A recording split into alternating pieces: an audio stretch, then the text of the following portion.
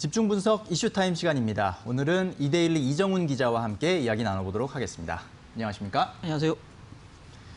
자, 먼저 오늘 이슈와 관련한 뉴스부터 화면으로 만나보시겠습니다. 네, 연합 기사인데요. 달러화, 제롬 파월, 아베 신조의 원투펀치의 하락이라는 제목입니다. 달러화 가치가 제롬 파월 연준 의장이 평균 물가 목표제 도입을 공식화한 뒤 약세 기조를 강화하고 있다. 아베 신조 일본 총리가 건강상의 문제 등으로 사임을 공식화한 뒤 달러화 약세폭은 더 깊어지고 있다. 달러화보다 더 안전한 통화로 평가되는 엔화의 강세가 두드러지면서다. 아베 총리 사임 발표 이후 일본 주식시장은 급락했고 안전자산인 엔화는 뚜렷한 강세로 돌아섰다라는 내용입니다. 자, 지난주 제롬 파월 연준 의장은 미국의 저금리 기조를 재확인했고요. 또 아베 일본 총리는 사임을 발표하면서 달러화 가치는 뚜렷한 하락세, 엔화 가치는 뚜렷한 강세를 나타냈습니다. 자, 앞으로의 전망, 또 우리 시장에 미칠 영향을 살펴보도록 하겠습니다. 자, 일단 지난주 미국과 일본에서 아주 굵직한 이런 재료들이 쏟아졌어요. 예, 뭐 두 가지 재료 방금 기사에도 잠깐 언급됐지만 네. 첫 번째는 지난 27일에 있었죠. 미국 현지 시간으로 27일에 있었던 잭슨홀 미팅에서의 제롬 파월 연준 의장의 발언이었습니다. 우리가 그동안 누차 얘기했던 강화된 포워드 가이던스의 일환이었죠. 그래서 평균 물가 관리 목표제를 도입하겠다라는 점을 시사했고요. 구체적으로 언제 도입하겠다는 얘기는 하지 않았지만 앞으로 도입할 가능성이 있다라는 식으로 시사를 했고요. 그에 따라서 연준이 더 이상 추가 부양책을 쓰지 않지 않겠느냐라는 우려감들이 좀 시장에 있었는데요. 그런 어떤 부양 기조를 계속 살려나간다라는 점에서 시장에 좀 안도감을 굉장히 줬던 호재였다라고 볼 수 있을 것 같고요.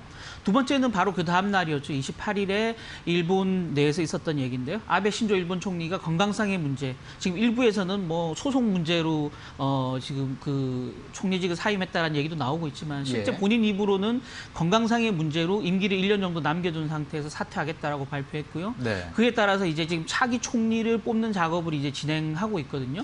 여러 가지 지금 뉴스들이 들릴 정도로 굉장히 불확실성이 커지고 있는 상태고요. 또 아베가 물러나면서 아베 이름을 딴 대표적인 정책, 재정과 통화를 부양 기조로 가져가는 아베노믹스도 이제는 좀 끝나지 않겠느냐라는 우려감들이 좀 커지고 있었거든요. 네. 이 두 가지 이슈가 시장에 크게 영향을 미쳤고요. 그에 따라서 달러화 가치가 크게 하락을 했습니다. 달러 인덱스 같은 경우 92.3까지 하락하면서 최근 2년 만에 가장 낮은 수준을 기록했고 또 한 달 전만 해도 한 107엔까지 올라갔던 엔화 가치 같은 경우는 1달러에 105.3엔까지 엔달러 환율이 떨어지면서 엔화 가치가 위로 올라가는 그런 흐름을 보였습니다. 네, 그렇군요. 자, 하나씩 살펴보도록 하겠습니다. 일단 지난주에 나왔던 이 잭슨홀 미팅에서의 8월 의장의 연설, 그 안에서 역시 가장 이슈가 됐던 게 평균 물가 목표였거든요. 네. 이것이 뭐 시장에서는 상당히 긍정적으로 받아들였던 것 같은데 얼마나 큰 호재가 될 것으로 보십니까? 예, 일단은 우리 그 연준에 대해서 자주 얘기하지만 연준이 가지고 있는 통화 정책의 목표는 두 가지입니다. 그래서 이제 연준 내에서는 듀얼 맨데이트라고 하는데요. 하나는 물가를 안정적으로 관리한다, 네. 인플레이션을 억제한다라는 게 하나의 그 핵심적인 정책이고요. 또 하나의 정책은 경제 상황, 물가가 올라가지 않는 범위 내에서 최대한 고용이 살아날 수 있도록 도움을 준다. 최대 고용, 인플레 억제, 이 두 가지가 연준이 가지고 있는 통화 정책의 목표입니다.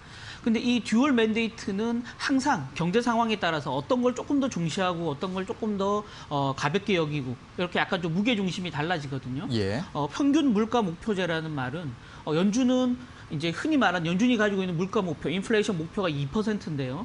2%에 가까워지면 항상 기준금리를 올려서 물가가 인플레이션이 더 이상 강화되지 못하게 억제하는 정책을 폈거든요. 그래서 통상 목표가 2%면 물가 상승률이 한 1.8% 정도만 기록하면 연준은 금리를 조금씩 인상하기 시작했습니다.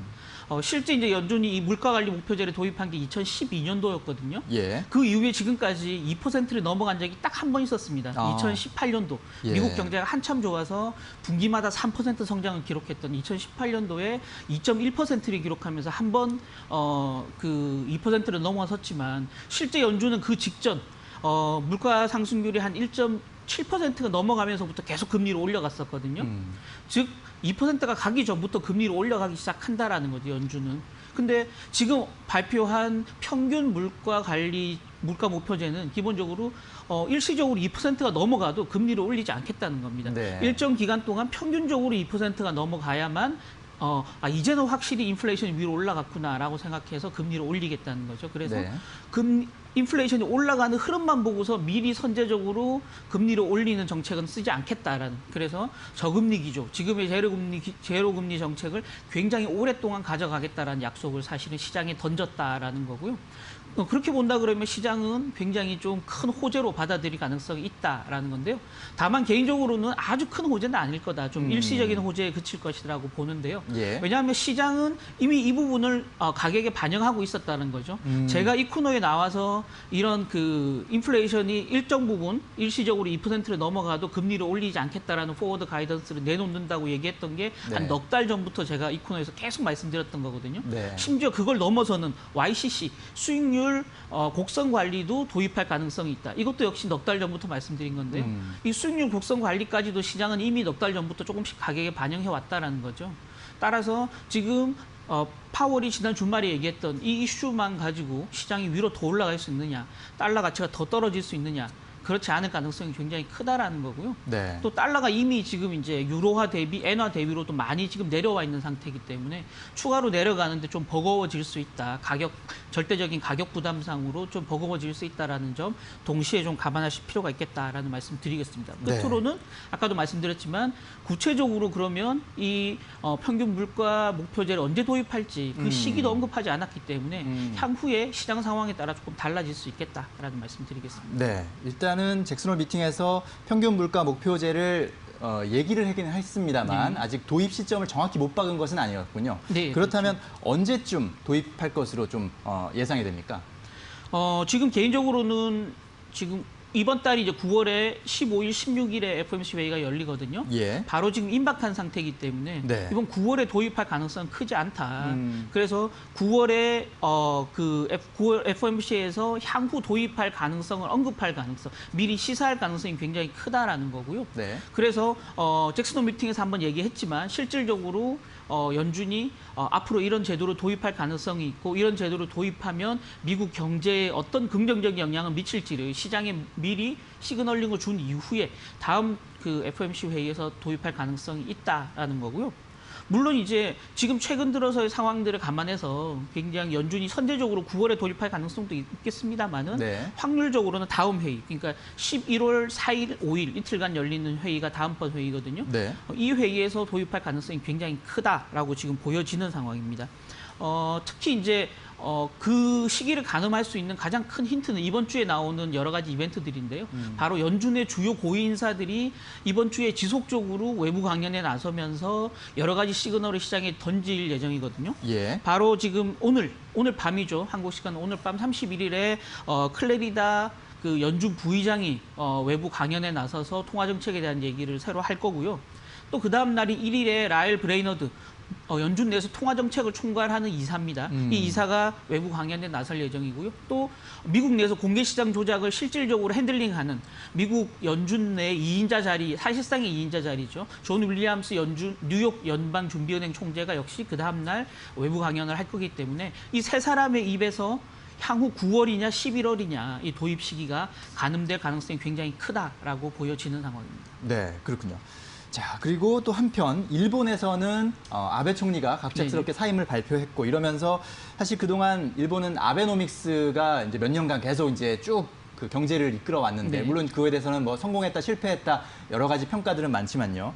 그런데 현재 상황에서 일본은행의 이런 부양 기조가 더 약화되는 것이 아니냐 지금보다 네. 이런 우려가 지금 나오고 있는 것 같아요. 맞습니다. 아까 말씀 주셨지만 사실 2013년도에 아베 총리가 취임한 이후 2013년 말 그러니까 실질적으로 한 6년 반 정도의 기간 동안 지금 아베노믹스가 계속적으로 지금 시행돼 왔었거든요. 네. 그럼에도 불구하고 아베노믹스가 목표로 하는 일본의 인플레이션 목표도 역시 2%입니다. 2% 인플레를 도달하기 위해서 모든 부양 정책을 다 쓰겠다라는 게 아베 정책의 핵심이었었는데요. 지금 일본의 물가 상승률 1%도 안 되는 수준이거든요. 네. 여전히 아베노믹스가 제 역할을 못했다라는 어떤 시장 내에서의 실망감이 굉장히 크고요.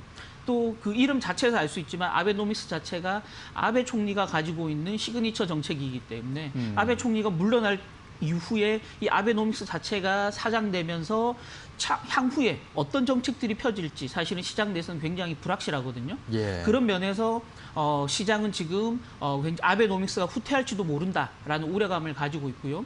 또한 이제 아베가 그 일본은행 총재로 앉혔던, 그래서 아베노믹스의 실질적인 실행자 역할을 해왔던 구로다 하루이코 일본은행 총재 자체도 물러날 수 있다라는 여러 가지 그 가능성들이 시장 내에서 지금 얘기가 되고 있는 상태거든요. 네. 그래서 구로다 총재가 향후에 계속적으로 총재 임기를 이어가느냐, 아니면 향후에 새로 들어오는 총리와 구로다 일본 총재, 살아남을 경우 구로다 총재가 서로 호흡을 맞춰서 기존의 아베노믹스와 비슷한 정책들을 계속 펴나갈 수 있느냐가 시장의 가장 큰 화두가 될 가능성이 있다라는 말씀 드리고 싶습니다. 네, 자, 아베 총리의 갑작스러운 사임에 따라서 여러 가지 지금 전망들, 예상들이 나오고 있는 것 같은데, 우리 또 글로벌 경제에 상당한 인사이트를 갖고 계신 이정훈 기자가 보시기에 뭐 실제 어떨 것으로 좀 예상하십니까?